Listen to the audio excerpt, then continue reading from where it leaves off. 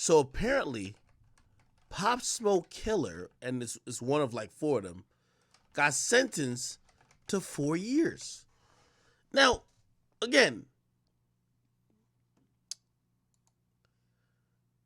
I also, obviously we're here, we're not here to talk politics and shit like this, but it gonna get a little political a little bit with me when talking about this. If you guys don't know, Pop Smoke's killer got 4 years in juvie, and I'm reading the article here. One of the four men accused of killing Pop Smoke has pled guilty to voluntary manslaughter and home invasion robbery. By the way, voluntary. It's not even involuntary. Voluntary manslaughter and home invasion robbery. Granted, this is not just murder one, but the robbery alone in XXXTentacion's case, armed robbery, carried a life sentence. Armed robbery with the use of a weapon carried a life sentence in Florida. This is why X's killers are going to spend the rest of their natural life behind bars. They got multiple life sentences for the murder and also the armed robbery. But that's Florida. They don't tolerate the fuck shit. They don't tolerate the fuckery. We're now talking about Los Angeles. We're talking about California. They're woke. Who knows? Maybe the person was suffering like some mental illness or some trauma before. Let's not punish him too much. Listen to this. Judge J. Christopher Smith has sentenced the now 20-year-old defendant. By the way, when he committed it, he was a juvenile. But I still think he should get the book.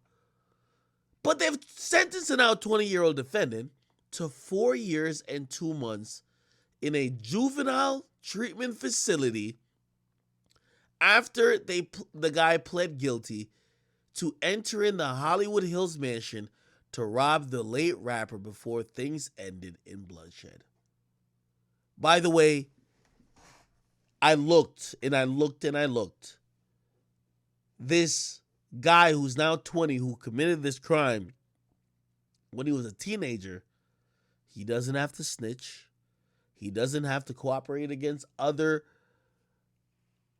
offenders in this case. All he gets punished for is 4 years and 2 months in a juvie treatment facility.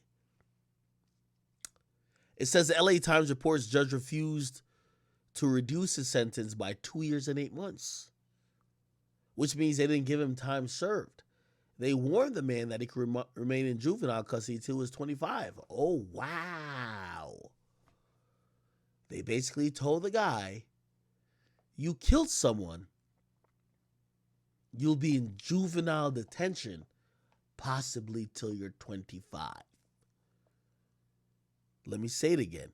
You killed someone, but you might be in juvenile detention till you're 25.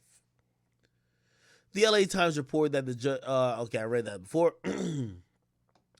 His attorney previously argued that the client suffered from a learning disability that made him incapable to stand trial.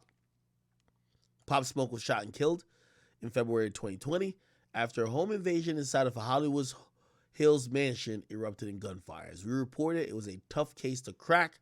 Police caught no breaks during a lengthy investigation. The other three defendants, 2 juveniles, and Corey Walker are also charged, but have not yet stood trial. Nothing has indicated that this person who got a plea will be snitching. So for all that we know now, is that a juvenile who allegedly, and I read this on other sources, he was responsible for giving up the drop. He will only be doing a few years. 4 years and 2 months. Fucking pathetic.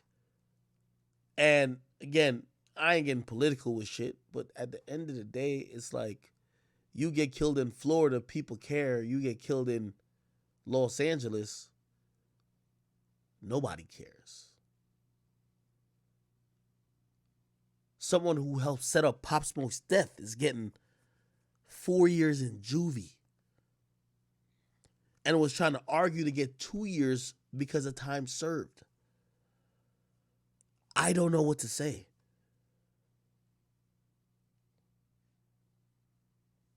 I don't know what to say. Rest in peace to Pop Smoke. We love you, but it's California laws, man.